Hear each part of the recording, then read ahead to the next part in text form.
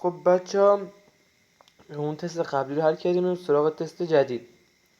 تست جدید از ما چی خواسته؟ این تست اینم راجع به فصل سوم شیمی 12 است، اما راجع به آنتالپی پیوند یا چگالی بار.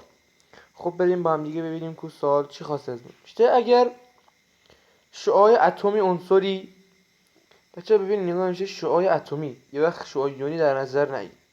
شعاع اتمی عنصری که در آرایش الکترونی آن 6 الکترون با L0 داره و 6 تا الکترون با L1 خب وجود دارد، برابر با 160 pm است.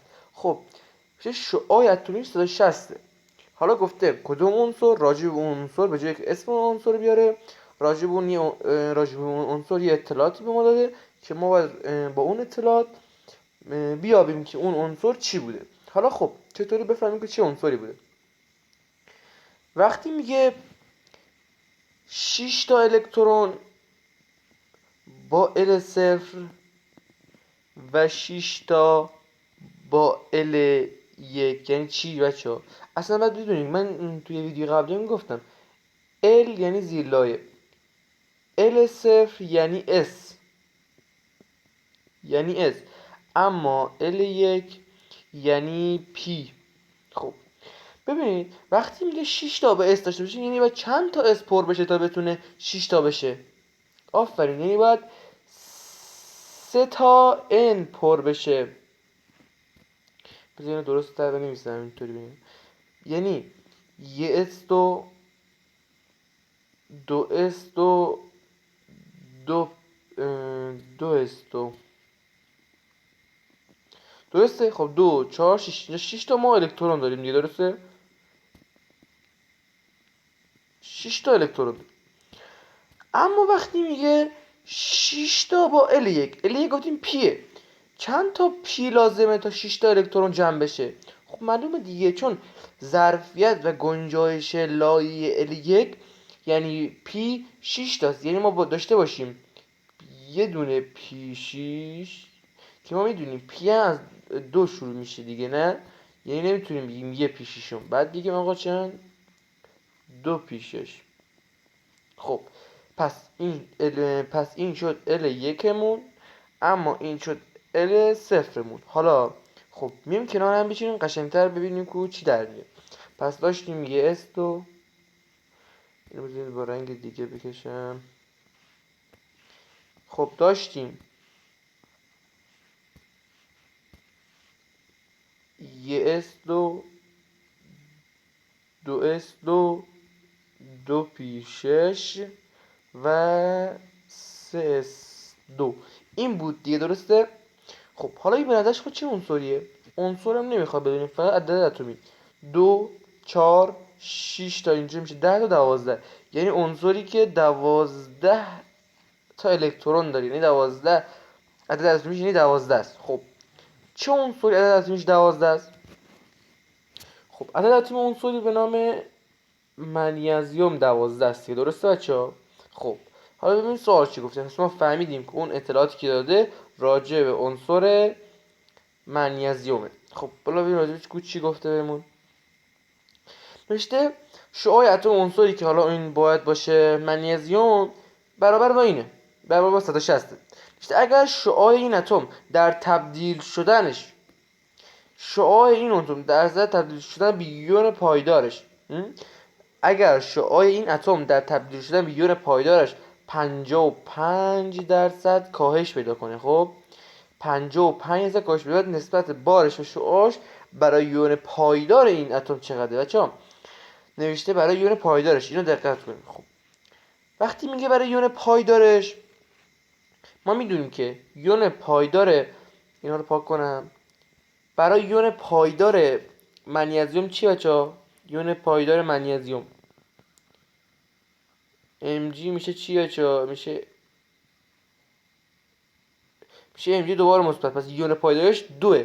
پس ما اینجا بار، اینجا ازمون بار به شعار خواسته دیگه، درسته؟ خب ما بار که داریم، پس 2. چرا گفتیم 2؟ چون گفتیم برای یون پایدارش. خب پس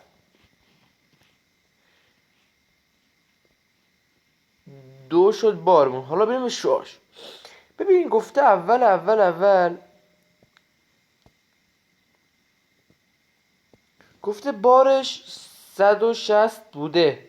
حالا اگه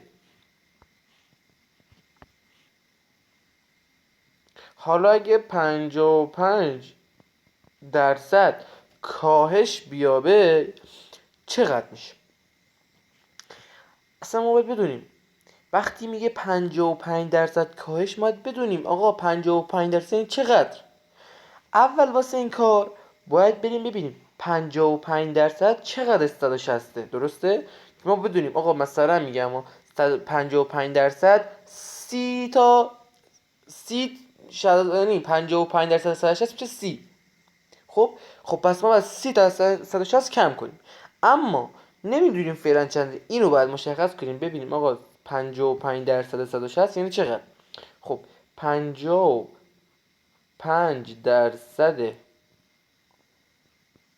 160 میشه چقدر؟ خب این صفرش بذار اینو با قرمز بکشم.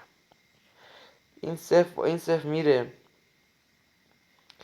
5 تا 16 تا. این 10 رو با 55 هم میتونیم به 5 بزنیم. به 5 بزنیم میشه 2. این میشه چقدر؟ 11 تا. خب درست شد. 16 به 2 2 هم یه مرتبه و 16 میشه 8 تا 3 میشه 80. درست شد. 80. پس 55%، پس 55% 160 میشه چقدر؟ بذار اینو بزرگتر بکشم معلوم بشه.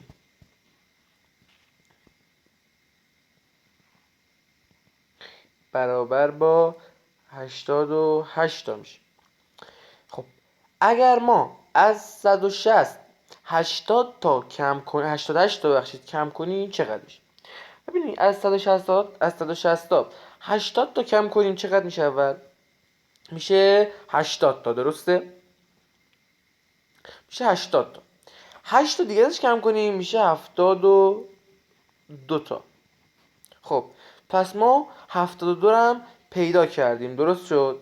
72 رو هم یافتیم. خب میریم اینجا میگیم که چی؟ 2 رو داشتیم نسبت به شعاع اتم، شعاع که 55 از کاهش بوده که این چقدر شده. خب اینجا میگیم چی؟ میگیم 2 به 72 میشه چقدر بچه ها؟ 2 به 72 میشه چقدر؟ 2 به 72 بذار اینجا بنویسم که قشنگ جا بشه.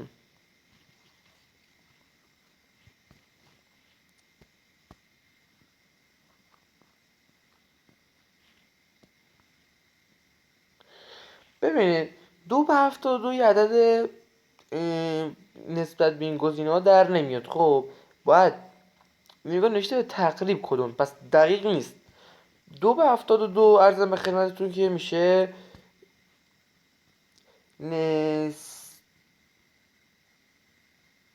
207. آره این همچین عددی میشه. خب که این به تقریب به کدوم از این گزینه ها نزدیک تره به نظرتون؟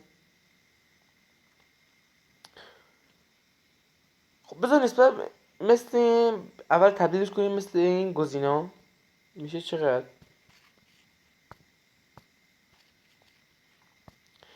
اینو بخوایم مثل گزینه ها تبدیل کنیمش میشه 2.77 ضرب در 10 به توان